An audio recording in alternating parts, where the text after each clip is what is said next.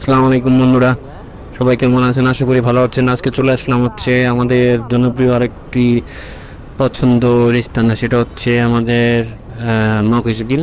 আজকে প্রচণ্ড রোদের কারণে হয়তো মখেশবিলে ওরকম লোক থাকবে না, কারণ অনেক দিন থেকে দেখে আসছি শুক্রবার বা আপনার ছুটির দিন ছাড়া এখানে লোকজন এরকম হয় না। তার মধ্যে আজকে তো রোদ প্রতিদিন থাকি এখানে, দেখি ড্রোন নিয়ে ওনারা শ্যুট নিচ্ছে।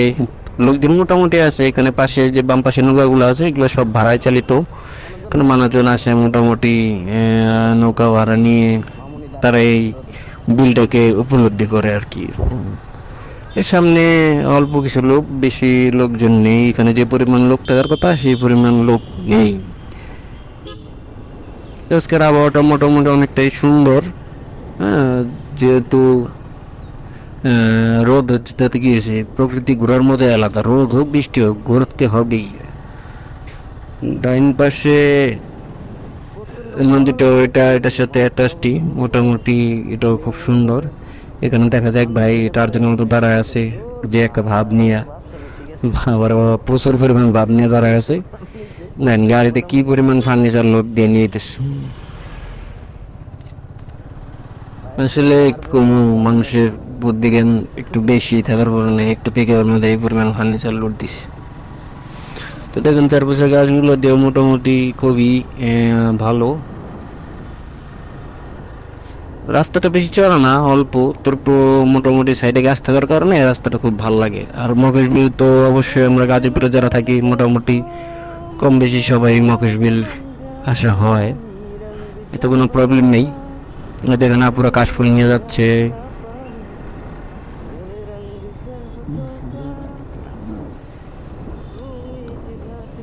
এখানে দেখা যায় মাঝে মাঝে ঘুরতে আসলে অনেক কিছু দেখতে পারবেন। আর পছন্দের মানুষ নিয়ে ঘুরতে আসলে তো কোনো কথাই নেই, সময়টা স্পেন্ড করার জন্য ভালো একটা জায়গা হয়। কেউ ডিস্টার্ব করে না, এরকম ওরকম পাত্রও নেই। কী ব্যাপার, আপুরা আমাকে দেখে এরকম লুকে গেল কেন?